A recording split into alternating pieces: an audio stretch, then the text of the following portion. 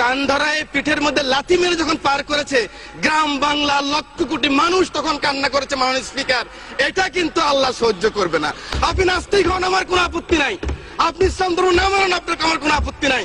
আপত্তি আমার এক জায়গায়, আমার নিজের আশরাফুদ্দিন নিজামের আপত্তি এক জায়গায়। আমার কোরআন নিয়ে কথা বললে, আমার রাসূল নিয়ে কথা বললে, I am the last person.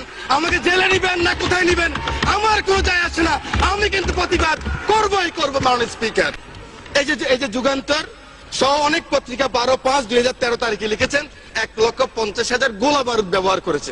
আমি সেই সম্বন্ধে বলতে চাই না, কিন্তু এই কওমি মাদ্রাসার মানুষগুলি, এই ফুরকানিয়া মাদ্রাসার মানুষগুলি, এই মাদ্রাসার মানুষগুলি, মসজিদের মুয়াজ্জিন ইমাম সাহেব, আপনাকে আমাকে সকলকে অনেককে যারা মুসলমান, আমার মা যখন আমাকে ফুরকানিয়া পাঠিয়েছেন, বিসমিল্লাহির রহমানির রহিম আমি যখন শিখলাম, আউযুবিল্লাহ শিখলাম এই মানুষগুলির হাতেই।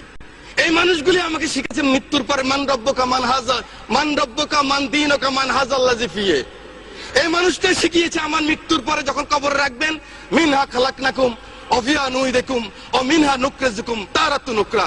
আল্লাহ মাটি থেকে তিনি এসেছেন, এই মাটিতে আবার তাকে রেখে গেলাম।